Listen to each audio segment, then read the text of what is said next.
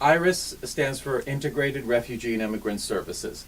We are primarily a refugee resettlement agency.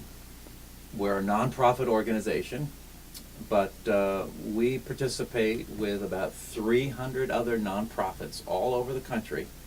Now, these are people who have fled their country because they have been persecuted or they have a well-founded fear of persecution. Persecution because of their race, religion, their nationality, their political opinion, or their social group.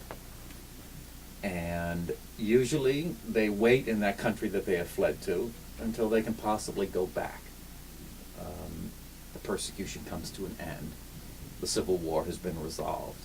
The ethnic cleansing is, has ended. Whatever forced them to leave comes to an end and they can go back. That's the ideal. Usually it doesn't happen, or if it does, it takes a long time.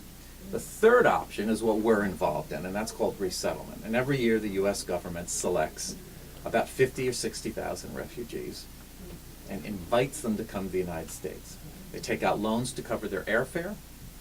We hear about 2 weeks before they arrive that they're coming. We run out and find an apartment.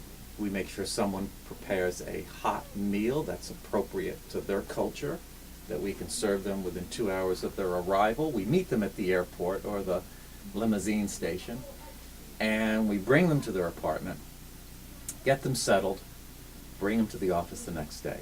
Because this is a tough self-help, pull yourself up by your bootstraps program.